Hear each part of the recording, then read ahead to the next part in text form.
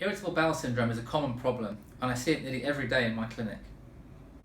The main symptoms include cramping abdominal pains that can come on at any time of the day or night, bloating and lots of wind, indigestion, reflux of acid back into the throat, maybe episodes of diarrhea and constipation, or sometimes even both alternating with each other.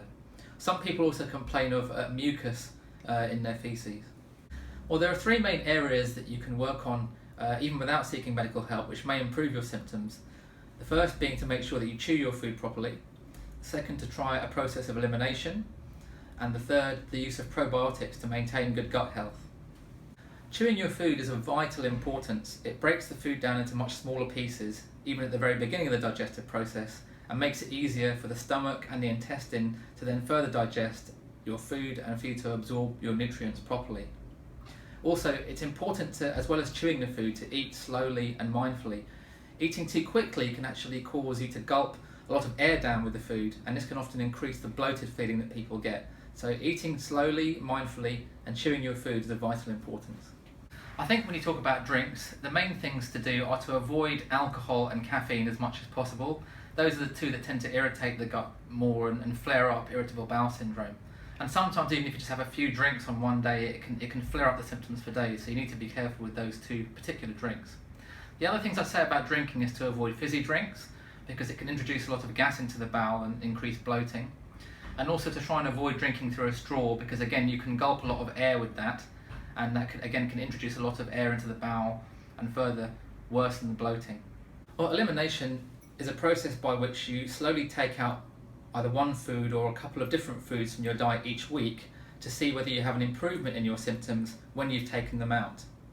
For example, many people would try eliminating something like wheat or gluten or oats or something for week one, and then on the second week they might progress to something like eggs, and then the third week they might try dairy, things like cheese or yogurt, and then on the fourth week they might try a few other things, maybe even fruits or vegetables, and you keep going until perhaps you find a food or two or three foods that seem to make the problem worse, and then you can try taking that food out of your diet for a few weeks, maybe even a month or two, and then try reintroducing it again. Probiotics are also vital to maintaining good gut health. Your gut has many different types of bacteria living in it, and some are beneficial and good, and some are not so good, and they're not good to have them. They're not beneficial bacteria. They're not very good to have them hanging around in the gut. So the key is to try and have as many of the good ones as possible and as little of the bad ones as possible. And one way that you can tackle this is to use probiotics. And these are substances which release millions of good bacteria into the gut to try and redress this balance. There's lots of confusion that can surround going and buying a probiotic. There are many different types available in the shops, and often it's difficult to know exactly what to get, how long to take it for, and which ones to buy. So I have some general tips regarding probiotics, because it can be very confusing. Try and buy the probiotics which have large numbers of what we call CFUs, or colony forming units, in them. The larger the number of organisms that you can put into the bowel, the quicker the process of restoring good bacteria into the gut will be. So I say try to aim for a probiotic which delivers over 20 billion CFUs into the gut per serving or per capsule. Also, try and look for a probiotic which has a variety of different organisms in it. If you just have one organism or two organisms, it can often not be as effective. Try and look for a selection of organisms, they say 4, 5, 6, or even up to 10 different organisms. Also, really importantly, is to try and make sure that the number of organisms that's stated on the back of the label is guaranteed up to the date where the product actually expires, the expiration date, rather than being valid up to the date of manufacture. Often, if the number of organisms is only valid up to the date of manufacture, then as soon as you pick the product off the shelf, there may not already be as many organisms as there are stated on the label, and therefore the products are not as effective as advertised on the label. So you have to be a bit careful with that. So just to recap, greater than 20 million quality forming units a day, a variety of different organisms, and make sure that the product is valid, or the numbers of organisms are valid due to the date of expiration.